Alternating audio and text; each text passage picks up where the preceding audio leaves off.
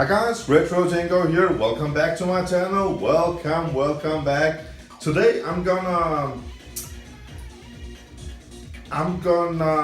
converse some Amiga PSUs that I got donated last year from UK. I got amazing viewers from United Kingdom that donates me all sort of stuff. And I got a big box of these PSUs for the Amiga 500, Amiga 600, Amiga 1200, also for the Amiga CD32.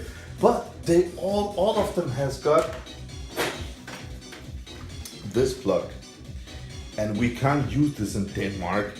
I have bought some Danish plugs that we use over here, so I have to.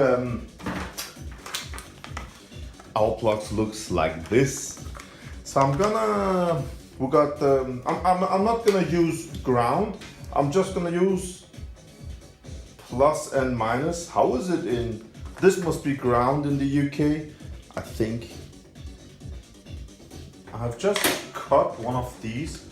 Let's open and take a look inside, guys. I don't know how it looks. I mean, I have been in the UK before. I've been in Oxford 2 times. Love it over there. How does this one work, guys? Okay, this is, oh, nice.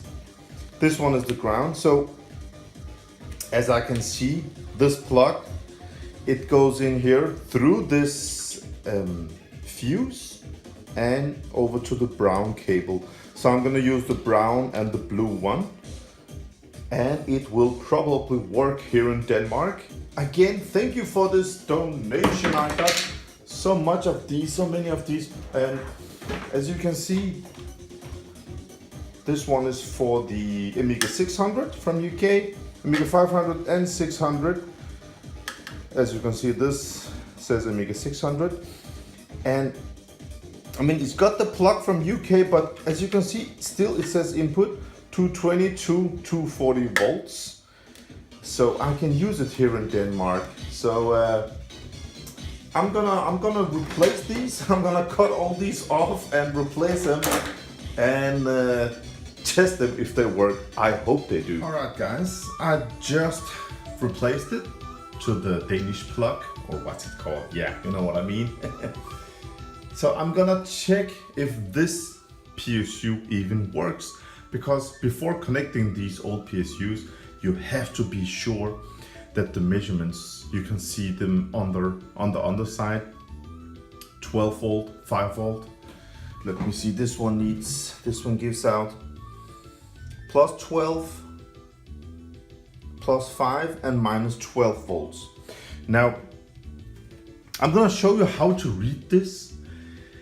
But do not do stuff like this at home if you're not familiar with it or have some kind of knowledge with electronics. I mean,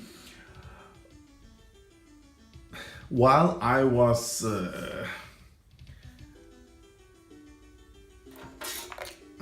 while I was working, I remember in my younger days, every Saturday night I went to this school where I learned about electronics for 2 years. I mean, my dad told me, if you don't educate yourself, you're not just standing still, you're going backwards. So, I mean, I have so many educations, I have done so much stuff, and I know a little bit about so many things. So, this one, it's in Danish now. It's powered on now, and it's from 1989. So when it says ground signal and 12 volt. So I'm just gonna take it, and again, if you're not familiar with stuff like this, do not try this at home, guys. So I'm gonna test the 12 volts now, and as you can see, it's 12.59. That's great. I mean, that's just perfect.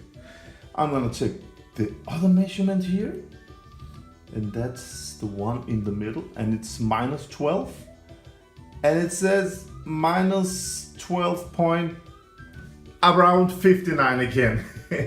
That's just perfect. So the plus 12 volt and minus 12 volt is perfect. It's 12.5, and the minus 5 volt is down here. Plus 5, sorry. So I'm gonna check that one too, because if you just power this one on, you can burn the chips on your Amiga 500 or what computer you plug them into. So the 5 volt is around 5.5. That's just great. So this 30-year-old CPU are giving perfect measurements. Now, it's not enough to test it like this only. For some it is, but not for me. I will turn it on. I will leave it on, and I'm gonna check it for the next 30 minutes or so, couple of times, 5, 6, 7 times, to make sure that the measurements are plus 12.5, minus 12.5, and 5.5 volts. And after that, I will put in, I have got this test Amiga 500. It gives a signal, but it's in really bad condition, that Amiga 500. But I'm gonna fix it someday. I have had it for almost a year now. I'm gonna put that Amiga 500 on. I have a GoCheck drive, and it's gonna be loaded with some demos, and it's gonna run for about 2 hours. Stress this CPU. And if that also works, then it's fine to use one of these on one of my lovely Amigas, Amiga 500, 600 or whatever, but still it's not enough. Still, I would recommend to replace the capacitors built in, because they're 30 years old, guys. I mean, it's a great idea to replace the capacitors in these, but this is how I take my measurements and check these PSUs. I just want to share it with you guys, because I have made other videos where I just say, old PSU, I have checked it, it's fine. And people write to me, how, when, how did they do it? What do you check?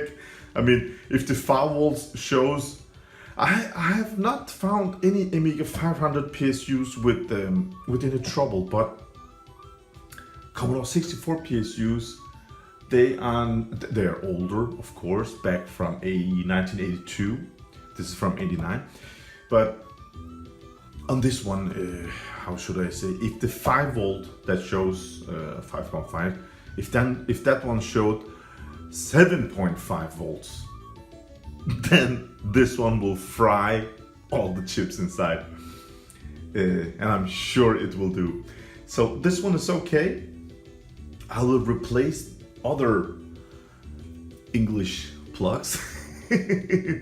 But one thing that I really like, I don't know if this is standard on all your electronics in the UK, guys, but your products, I mean, do they all have built-in fuses here? That's great. I mean, that should be like that in every country. This is I like this.